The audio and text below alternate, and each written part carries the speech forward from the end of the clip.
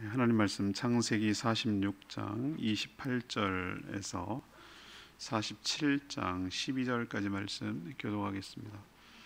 창세기 46장 28절에서부터 47장 12절까지 말씀 교독합니다. 오늘은 2월 16일 수요일 저녁입니다. 2월 16일자 본문 창세기 46장 28절에서 47장 12절 교독합니다.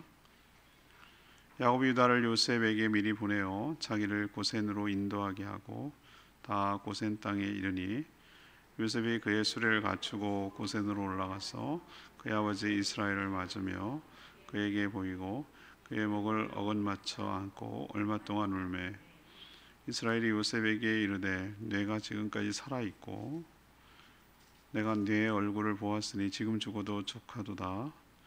요셉이 그의 형들과 아버지 가족에게 이르되 내가 올라가서 바로에게 아뢰어 이르기를 가나안 땅에 있던 내 형들과 내 아버지의 가족이 내게로 왔는데 그들은 목자들이라 목축하는 사람들이므로 그들의 양과 소와 모든 소유를 이끌고 왔나이다 하리니 바로가 당신들을 불러서 너희의 직업이 무엇이냐 묻거든 당신들은 이르기를 주의 종들은 어려서부터 지금까지 목축하는 자들이온데 우리와 우리 선조가 다 그러하니이다 하소서. 애굽 사람은 다 목축을 가증히 여기나니 당신들이 고센 땅에 살게 되리이다. 요셉이 바로에게 가서 고하여 이르되 내 아버지와 내 형들이 그들의 양과 소와 모든 소유가 가나안 땅에서 나와서 고센 땅에 있나이다 하고 그의 형들 중 5명을 택하여 바로에게 보이니 바로가 요셉의 형들에게 묻되 너희 생업이 무엇이냐 그들이 바로에게 대답하되 종들은 목자이온데 우리와 선조가 다 그러하니이다 하고 그들이 또 바로에게 고하되 가나안 땅에 기근이 심하여 종들의 양떼를 칠 곳이 없기로 종들이 이곳에 거류하고자 왔사오니 원하건대 종들로 고센 땅에 살게 하소서. 바로가 요셉에게 말하여 이르되 내 아버지와 형들이 내게 왔은즉 애굽 땅이 내 앞에 있으니 땅의 좋은 곳에 내 아버지와 내 형들이 거주하게 하되 그들이 고센 땅에 거주하고 그들 중에 능력 있는 자가 있거든 그들로 내 가축을 관리하게 하라. 요셉이 자기 아버지 야곱을 인도하여 바로 앞에 서게 하니 야곱이 바로에게 축복하며 바로가 야곱에게 묻되 네 나이가 얼마냐? 야곱이 바로에게 아뢰되 내 나그네 길이 세월이 130년이니이다. 내 나이가 얼마 못되니 우리 조상의 나그네 길의 연조에 미치지 못하나 험악한 세월을 보내었나이다 하고 야곱이 바로에게 축복하고 그 앞에서 나오니라. 요셉이 바로의 명령대로 그의 아버지와 그의 형들에게 거주할 곳을 주되 애굽의 좋은 땅 람셋을 그들에게 주어 소유로 삼게 하고 또 그의 아버지와 그의 형들과 그의 아버지의 온 집의 그 식구를 따라 먹을 것을 주어 봉양하였더라. 아멘. 야곱의 가족은 고센에 이르러서 요셉과 만납니다. 요셉은 아버지와 형제들에게 바로를 만나거든 자신들은 대대로 목축하는 사람이니 고센에 살게 해달라고 그렇게 말하라고 당부합니다. 실제로 바로를 만났을 때 요셉의 당부대로 그렇게 말했고 바로는 거기서 살도록 허락을 했습니다. 야곱은 바로를 만나 축복했습니다. 요셉은 자신의 모든 가족들이 흉년에도 굶어 죽지 않도록 자신이 총리로 있었기 때문에 봉양할 수 있었습니다. 오늘 질문은 요셉의 조치에서 알 수 있는 것은 무엇입니까? 요셉의 조치에서 알 수 있는 것은 무엇입니까? 이것이 오늘 질문입니다. 먼저 46장 28절에서 34절까지 말씀입니다. 가족들의 정체성을 잃지 않도록 힘썼습니다. 드디어 헤어진 지 22년 오랜 세월이죠. 22년 만에 아버지 야곱과 아들 그렇게 사랑했던 아들 요셉은 고센 땅 가나안이 아닌 이집트의 고센 땅에서 다시 만납니다. 그리고 감격의 눈물을 흘립니다. 야곱은 형제들의 아들들의 속임 때문에 당연히 들짐승에 찢겨서 죽었다고 생각하며 그동안 절망과 낙담 속에 살아왔는데, 그렇게 생각했던 아들이 살아있다는 것도 신기하고 또 이집트의 총리까지 되어서 이렇게 다시 만나니 자신은 죽어도 여한이 없다, 이렇게 그 감격을 말합니다. 요셉은 단순히 이 큰 대흉년, 7년 대흉년 때에 자신의 가족들을 이집트로 데려와서 굶어 죽지 않게 하려는 그것만 목적을 두지 않았습니다. 그런 자신의 꿈을 통해서 하나님께서 계획하고 계신 비전이 무엇인지, 언약이 무엇인지를 알았습니다. 자신들의 조상들과 맺었던 언약이 무엇인지도 그는 알고 있었습니다. 거대한 민족을 이루어 가나안 땅에서 하나님의 제사장 나라로 세우려는 그런 계획도 그는 알고 있었던 것이죠. 그런 모든 계획이 다 이루어지려면 자신의 일가, 그러니까 자신의 아버지의 모든 일가들, 나중에 이제 70명으로 밝혀지는데, 이들의 일가가 자신이 누구인지, 언약 백성이라는 그 자신의 정체성을 잃어버리면 안 되는 것이죠. 그래서 세상 문화, 세상의 종교를 상징하는, 자기가 비록 이집트의 총리로 있지만 자신의 일가들은 그런 문화, 이방인들과 섞이게 되지 않기를 바라는 거예요.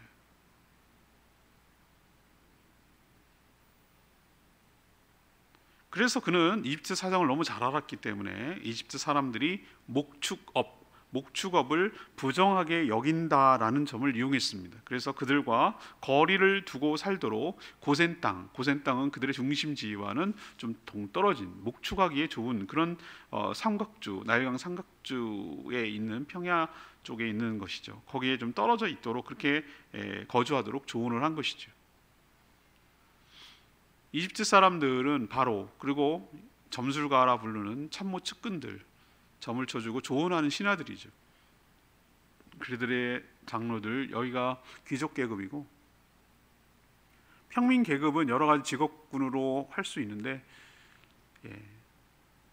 목축보다는 농사를 짓는, 그들은 농사를 주로 생산을 하는, 나일강에 생산하고 있었으니까 목축하는 것보다 농사를 더 귀하게 여기고, 목축은 떠돌아다녀야 되고 그런 존재로 여겼기 때문에 좀 천시하고 천대했던 것이죠. 오히려 그 점을 강조한 거예요. 만약에 자신의 그 집안을 좀 과시하고 그랬으면은 목축하지 않고 뭐 딴 거 합니다. 우리도 농사 짓습니다. 뭐 농사도 지었을 테니까 그렇게 얘기하는데, 왜 일부러 더 싫어하는, 깎아내리는 자기의 출신이 어떤지를 지금 얘기를 하고 있는 거거든요. 그런 얘기를 왜 했을까라는 걸 여러분이 깊이 생각하셔야 돼요. 이집트의 문화나 문물이 섞이면 그들이 섬기는 하나님을, 그들의 그 이집트 사람들이 섬기는 신과 문화에 동화되어서 그들을 섬길 수 있고, 노예 생활하면서 그게 얼마나 많이 섞였는지 우리는 출애굽기를 읽으면 알 수 있죠. 그런 조치 때문에 고센 땅이 일부러 떨어져서 살게 하려고 조치를 내린 것이죠. 우리도 이 요셉의 조치를 통해서 교훈을 얻어야 되는 게 있습니다. 분리와 구별은 다른 개념입니다. 분리는 말 그대로 완전히 따로 사는 것이고요. 구별이라는 건 뭐냐면은 같이 살되 분명하게 구분된 삶을 사는, 구별된 삶을 사는 것, 이게 거룩입니다. 우리도 이 세상에 안 살 수는 없어요. 산골에 들어가서 도 닦고 그렇게 살 수는 없어요. 우리도 직업을 가져야 되고 아이들을 키워야 되고 세상의 여러 가지 제도와 문화와 문물들을 다 이용하며 살아야 돼요. 뚝 떨어져서 살 수 없어요. 하늘의 고귀한 만나만 먹고 고귀한 하늘의 양식만 먹고 그렇게 살아가는 가 아니에요. 현실 세계에 발을 땅에 디디고 함께 더불어 안 믿는 사람과 접촉을 하면서 살아야 돼요. 그렇지만 우리가 명심해야 될 것, 내가 누구인지에 대한 정체성을 잃어버리면 안 된단 말이죠. 우리는 단순히 양식을 먹고 더 잘 먹고 그래서 이 땅에서 영위하며 그렇게 잘 먹고 잘 사는 것에 목적을 두는 사람들이 아니라는 것이죠. 하나님의 군대고 하나님의 나라로 옮겨가야 될 하나님의 백성이고 하나님의 군대라는 자기 아이덴티티, 정체성을 잃어버리는 순간 우리도 동화될 수밖에 없다는 거 여러분 기억하셔야 됩니다. 그래서 요셉이 이런 조치가 왜 필요했는지 여러분 기억하시고, 우리도 이 세상에 살되 동화되고 섞이고 구별이 안 되는 삶이 아니라 분명하게 구별된 삶을 살아가는 저와 여러분 되기를 소망합니다. 하나님은 목축업을 천대하지 않습니다. 하나님은 직업에 귀함과 천함이 없습니다. 하나님의 관점, 세상의 관점은 그렇습니다. 애국 사람들은 목축업을 천하게 여기고 여겼습니다. 하나님은 그렇게 여기지 않습니다. 오히려 하나님이 관심 있게 보는 것은 어떤 직업을 가지고 종사하느냐가 아니라 자신의 정체성을 잃지 않고 구별된 삶을 사느냐에 하나님은 유심히 보고 있다는 거 우리도 꼭 기억해야 될 줄로 믿습니다. 두 번째 수치는 47장 1절에서 6절까지 말씀입니다. 가족들이 함께 살게 해서 번성하도록 하였습니다. 요셉은 만나자마자 할 얘기가 얼마나 많고 당부할 일이 얼마나 많았겠어요. 근데 아버지와 형제들에게 바로를 이제 앞으로 주선하고 인사드리고 만나게 될 건데, 분명히 바로가 물을 겁니다. 이런저런 이야기를 할 겁니다. 자기소개를 할 때 가이드를 제시해 주는 거예요. 자신들은 대대로 선조 때부터 목축을 해오던 사람이라고 그렇게 자신들을 소개하십시오. 그리고 거기에 적합한 고센 땅에 자기는 이미 다 조치를 해놨으니까, 다 자리도 봐놓고 거기다 조언을 했으니까 거기에 살게 해달라고 요구하라고 그렇게 일렀습니다. 여러분도 처음 만나고 아버지를 만났고 그랬을 때 얼마나 그동안 할 얘기가 많았겠어요. 여러분 그렇지 않겠어요? 22년 만에 만났는데. 근데 왜 이렇게 이게 중요했을까라는 걸 생각해야 돼요. 앞에 말씀드렸지만 섞여 살면 안 되기 때문에. 특히 뭐가 문제가 됐냐면은 문화와 문물의 동화될 뿐만 아니라 통혼이 일어날까 봐 걱정했던 것 같아요. 통혼이 일어날까. 그러면 그냥 섞여버리고 흩어져 버리는 것이거든요. 아시리아가 북이스라엘을 침략했을 때 그 정책이 바로 섞이게 하는 정책이었어요. 집단 이주를 시키고 섞이게 한 것이죠. 스탈린이 일본 사람, 우리나라 사람 구분 못하니까 연해주에 있던 우리 독립운동가 조선족이라고 할 수 있는 중앙아시아로 집단 이주시켰어요. 그 사람들의 이름을 하여 카이스키라고 부릅니다. 고려인들이죠. 왜 그랬을까? 자기가 위험하다고 판단하고 저기로 돌변했을 때 자기가 위험하다고 판단했기 때문에 그런 해괴한 정책을 썼는데, 이건 옛날부터 점령했던 점령군들이 썼던 방법이, 아시리아가 그렇게 방법을 썼어요. 그런 현상이 일어날까 봐 요셉은 걱정을 했던 것이죠. 아니야 다를까 요셉의 예상대로 바로가 만나자마자 대화에서 물어보죠. 당신들은 뭐하고 사는 사람들인가? 직업이 뭐냐? 생업이 뭐냐? 저희들은 대대로 선조 때부터 목축을 하던 사람들입니다 라고 하죠. 그러니 요셉 봐서 바로는 가장 좋은 땅, 목축하기 가장 좋은 땅을 주라고 당연히 얘기를 하죠. 그래서 형제들, 가족들, 일가를 고센 땅에다 살게 했고, 그 고센 땅은 하나의 딱 지역이 넓은 지역을 말합니다. 목축. 그 중에서 성을 라암셋이라고 하는 라암셋이 나중에 바로의 이름이기도 한데, 라암셋 그 성 이름, 바로의 이름을 땄겠죠. 그 성에 거주할 수 있도록 아예 거기 딱 지목을 해주는 것이죠. 더구나 바로가 뭐라고 부탁하냐면 목축을 했다고 얘기하니까, 그러면 능력 있는 자들이 있다면 그 중에 능력 있는 자들은 자신의 가축, 자기 소유, 왕족 소유죠. 왕을 가축들을 잘 관리할 수 있도록까지 그렇게 배려하는 것을 볼 수가 있어요. 자, 이런 조치가 왜 필요했죠? 자신의 일가가 목축을 하지 않으면 당연히 애굽의 여러 가지 직업을 알아볼 것이고, 그러면 그 문화와 문물에 동화될 것이라고 여긴 거예요. 자신들이 늘 해오던 것을 해야 또 나중에 자기가 총리를 계속할 수는 없는 것이고, 스스로 자립할 수 있을 거라고 여기고 기대지 않아도 된다는 생각이 들고, 그보다 더 중요했던 것은 다른 일을 할 경우 이집트 문화에 쉽게 동화되고 또 거기에 의존하게 될까 봐 염려했던 것입니다. 또한 한 곳에 모여 살아야 자신의 정체성을 잃지 않을 뿐만 아니라 목축에 좋은 땅에 살아야 생활이 안정되고, 또 하나 그들 사이에서 자손이 번성해서 큰 민족을 이룰 수 있기 때문에 이런 세심한 조치를 취한 것이죠. 하나님의 목적을 알 때 우리는 어떤 선택을 해야 될지 지혜가 생깁니다. 하나님의 큰 틀, 하나님의 언약, 하나님의 비전을 이해할 때 그 세부 지침, 어떻게 디테일하게 어떤 결정을 내리고 어떻게 해야 될지가 지혜가 되는 것이에요. 거기에 부합하도록 살면 되니까. 요셉은 그걸 알았기 때문에 이런 디테일한 아주 자세한 것까지 세심하게 배려했던 것이죠. 하나님은 요셉을 왜 먼저 교두보로 애굽에 보냈을까?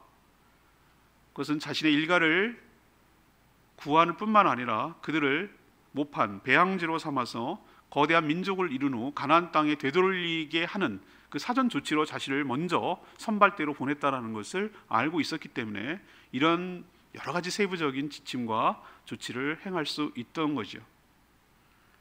우리도 살면서 여러 가지 지혜가 필요할 때가 있습니다. 저는 말씀 속에서 묵상하면서 지혜를 얻을 때가 참 많습니다.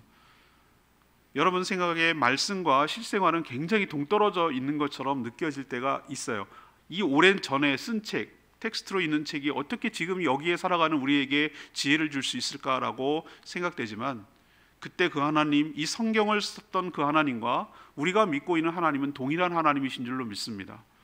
우리는 시대와 상황을 초월해서 살지만 그 신실하신 하나님은 시간과 장소와 이런 걸 구애받지 아니하시고 하나님의 구원 계획을 거대하게 선포하시고 그 모든 사람을 구원하기 위한 구원 계획에 따라서 모든 포석과 조치를 취해 나가신다는 것을 우리가 이해하면, 그 거대한 물줄기를 이해하면, 지금 내가 여기 here and now, 지금 여기에 살아가는 내가 어떻게 대처하고 어떻게 행동하고 어떻게 판단하고 어떻게 선택하고 무엇을 더 귀하게 여기고, 이런 모든 세부적인 것들이 지혜가 떠오르고 판단이 될 줄로 믿습니다. 그게 안 되면 우둔하게 판단하고 어리석게 나가는 것이죠. 여러분도 요셉처럼 하나님의 비전을 잘 이해하고 세부적으로 이런 지침을 내릴 수 있는 지혜가 여러분 가운데 있게 되기를 간절히 원합니다. 세 번째는요, 47장 7절에서 12절까지 말씀입니다. 가족들을 책임지고 봉양함으로 살려냈습니다. 이것이 요셉이 취한 조치인 것이죠. 요셉은 바로의 명령대로 그의 아버지와 형제들에게 목축을 할 수 있는, 그리고 살 수 있는 가장 적합한 고센 땅에 거주하게 하였고, 그 중에서도 가장 좋은 땅, 성이라고 할 수 있는 라암셋을 소유로 주어서 그 가족 일가들이 살 수 있도록 했습니다. 하지만 당시 야곱 일가가 이집트로 왔을 때는 7년 대흉년 가운데 2년이 지난 시점이 있어요. 앞으로도 5년은 씨 파종은커녕 거둘 것도 없는 처참한 일이 벌어지리라고 예상이 된 것이죠. 당연히 거둘 게 없으니 뿌릴 씨가 없는 것이죠. 그래서 악순환이 되는 것이에요.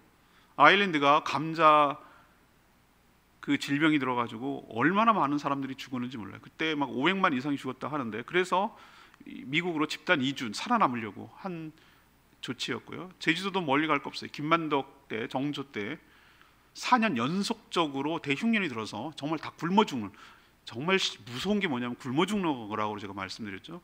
양식이 없는 거예요. 지금 우리는 도대체 이해할 수 없는 거예요. 너무 풍요로운 먹고 사는 문제는 이미 넘어섰으니까. 근데 정말 굶어 죽는다. 여러분, 이게 얼마나 무서운 건지 아셔야 돼요. 지금 러시아가 침공하려는 우크라이나도 포위를 해가지고, 독일이 전쟁할 때 그때 포위해가지고 얼마나 많은 사람들이, 소련 사람들, 우크라이나 사람들이 죽었는지 몰라요. 여러분들. 전쟁이란, 기아란 그렇게 무서운 것이죠.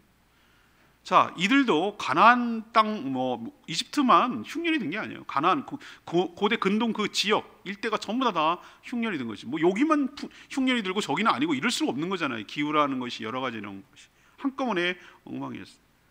점점 먹을 것이 없어졌죠. 근데 야곱의 가족들 70명 대가족이죠. 근데 걱정할 게 없어요. 누구 있기 때문이죠? 요셉이 이집트의 총리로 있잖아요. 그걸 대비해서 대풍년 때 얼마나 많이 곡식을 저장해 놓고 전 세계의 사람들을 상대로 양식을 팔았잖아요. 얼마나 큰 부를 이뤘겠어요. 그 요셉이 온 집의 식구를 따라 오늘 먹을 걸 봉양했다, 이런 표현을 쓰고 있어요. 봉양했다. 만약에 요셉이 총리가 되지 않았더라면 생각도 하지 못할 일이었어요. 지난 주일날 설교했습니다만 하나님의 섭리라는 관점에서 보면 하나님의 타임은 정절해요. 만약에 술 맡은 관원이 나 좀 꺼내주세요, 석방하도록 좀 도와주세요라고 해서 그 2년 전에 했다 그러면 총리 못 됐어요. 2년이라는 세월이 있어야 되고, 그때 바로가 꿈을 꿨기 때문에, 또 바로가 꿈을 해석했다고 해서 총리가 되는 보장이 없어요. 근데 바로의 마음을 움직여서 이 사람보다 지혜로운 사람이 어딨냐, 성령의 감동, 하나님의 영에 감동된 사람이다, 이래서 발탁이 됐거든요. 이 모든 포석을 보면 이게 다 하나님이 다 생각이 있구나. 우리 기생충에서 유명한 대사 있잖아요. 너는 다 계획이 있구나. 사람도 다 계획이 있는데 하나님이 왜 계획이 없으시겠어요? 하나님 얼마나 더 섬세하게 계획을 갖고 계시겠어요? 만약에 요셉이 형제들에게 보복할 마음이 있었다면 아버지만 따로 해가지고 봉양했겠죠. 그러나 요셉은 하나님의 계획을 다 알고 있었어요.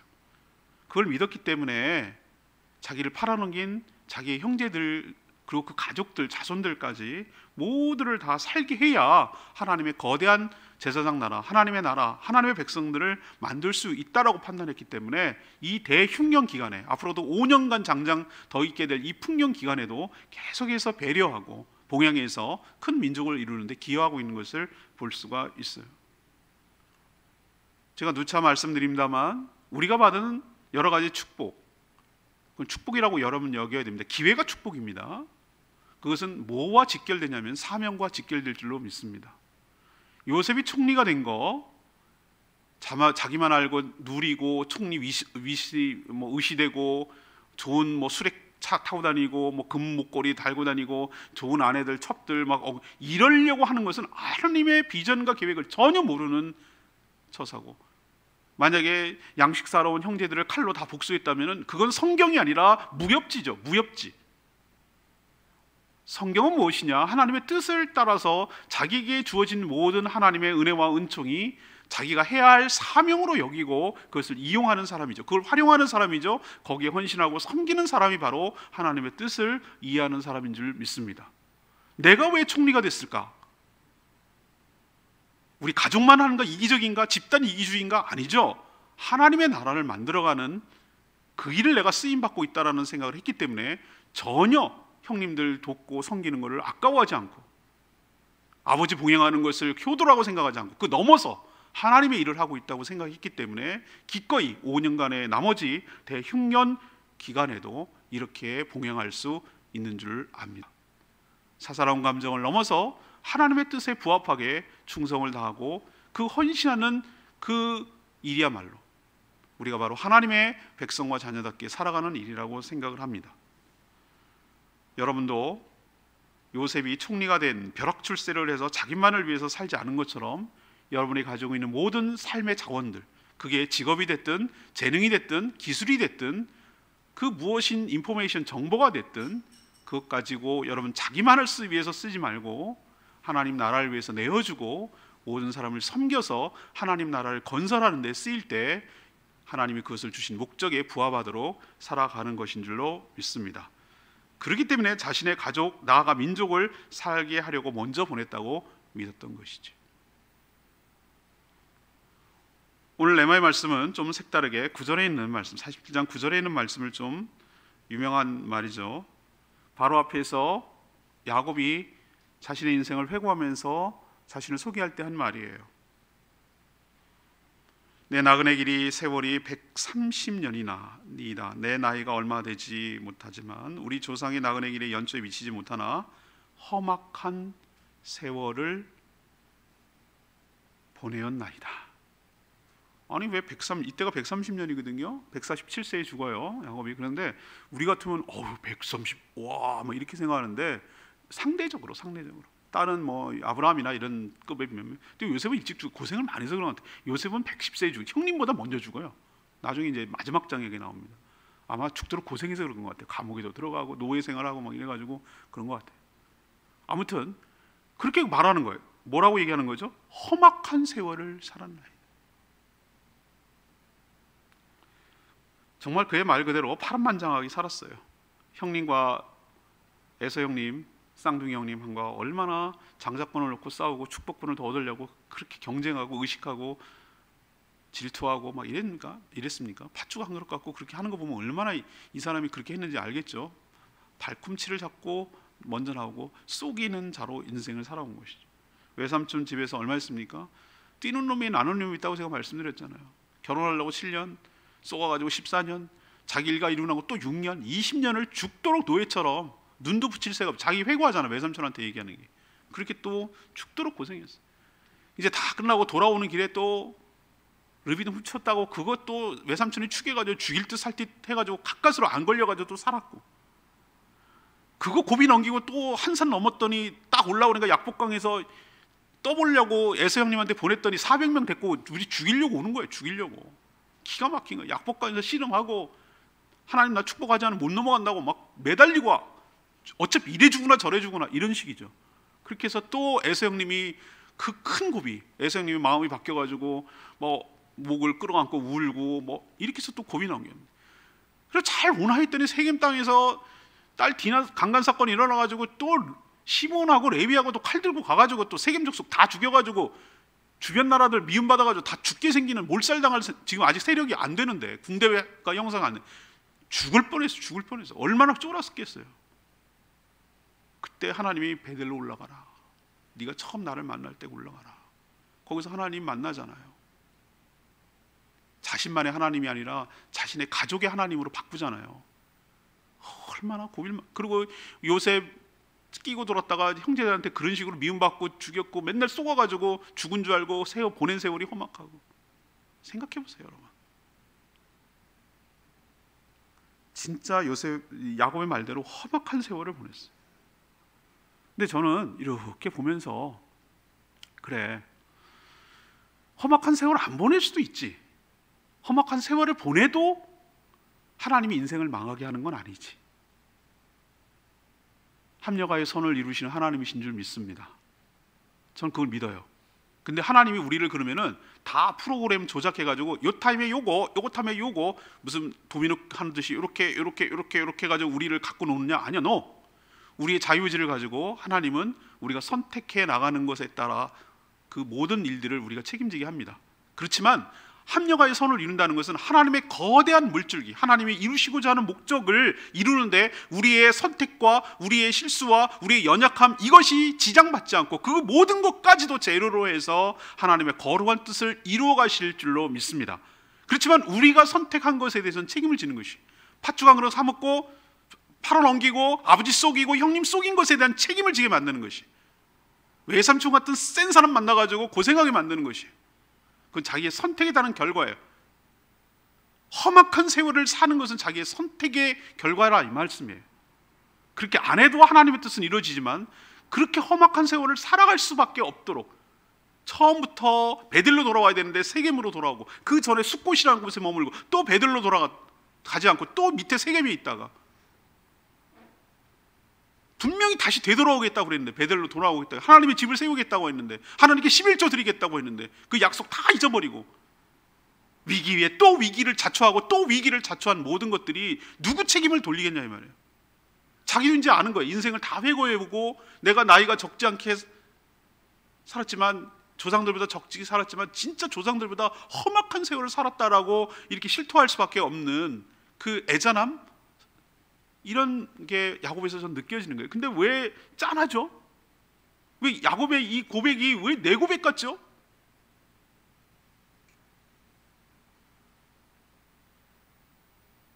자신의 지혜와 힘으로 살려고 했을 때 나도 야곱같이 이런 고백을 하게 되지 않을까? 이런 생각이 훅 들어왔어요.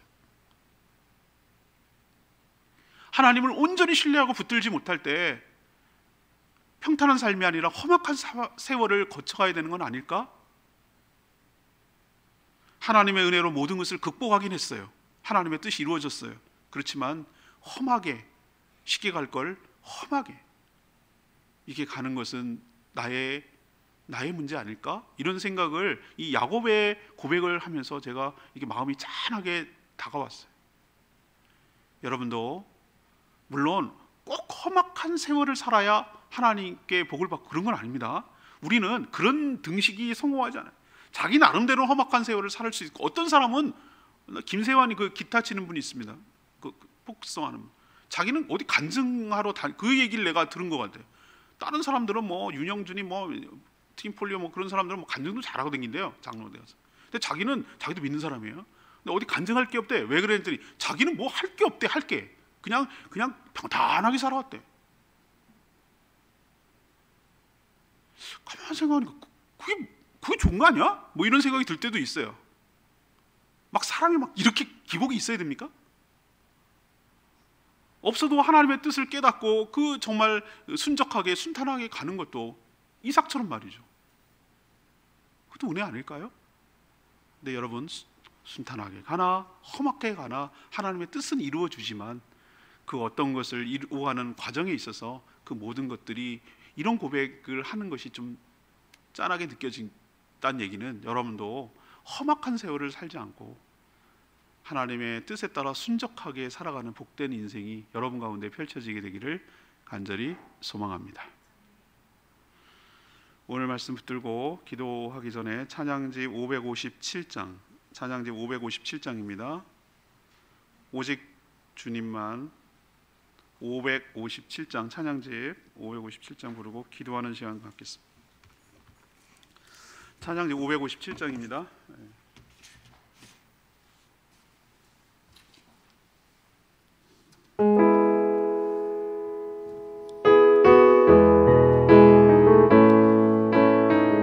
오직 주님만, 오직 주님만, 나의 맘에 갈급함 채우네. 오직 주께만 더 가까이 가기를 원하네. 주님만 내 갈급함 채우네. 주만 내게 새 생명 주네. 주만 기쁨 내 맘에 주시네. 나의 기도 응답하시네. 한번 다시 부르겠습니다. 오직 주님만, 주님만, 나의 맘에 갈급함 채우네. 오직 주께만 더 가까이 가기를 원하네. 주만 내 갈급함 채우네. 주만 내게 새 생명 주네. 주만 기쁨 내 맘에 주시네. 나의 기도 응답하시네. 그렇습니다. 요셉이 그런 내린 조치를 보면 하나님의 뜻을 이해했기 때문에, 하나님의 은혜로 살고 하나님의 뜻에 부합하도록 살아야 되기 때문에 그런 여러 가지 조치를 했어요. 그의 지혜는 그냥 나온 것이 아니라 하나님이 그래서 주신 것이에요. 하나님이 함께 있기 때문에 하나님의 뜻을 알았던 것이고요. 우리도 하나님의 뜻에 부합하도록 살아가는 지혜가 생기도록 하게 하여 주시옵소서. 야곱처럼 내가 험악한 세월을 살았나이다. 그렇게 안 살 수도 있었는데 그 얘기예요. 하나님, 그런 인생이 아니라 고단하고 험악한 세월이 아니라 하나님께 붙들려서 순적한 삶을 살게 해달라고 주여 외치며 기도하겠습니다. 주여 하나님, 주님 그렇습니다. 하나님 은혜를 부어주시옵소서. 야곱의 고백을 보면서 우리 험악한 세월을 살지 않게 하여 주시옵시고, 요셉의 지혜를 보면서 우리도 어떤 선택과 어떤 판단을 하면서 살아야 될지 깨닫게 하여 주시옵소서. 하나님, 정체성을 잃지 않게 하여 주시옵시고, 내가 누구인지를 알게 하여 주시옵시고, 하나님의 뜻을 깨달아서 거기에 부합하도록 살아가고 조치할 수 있는 지혜가 생겨나도록 은혜 베풀어 주시기를 원합니다. 하나님, 그래서 하나님의 뜻에 합당한 삶을 살게 하여 주시고 거기에 걸맞는 판단과 지혜를 가지고 이 세상을 살아갈 수 있도록 주님 축복하여 주시기를 원합니다. 그래서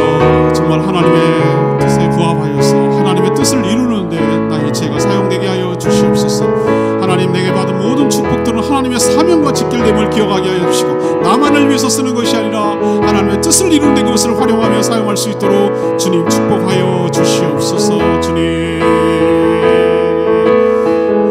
오직 주님만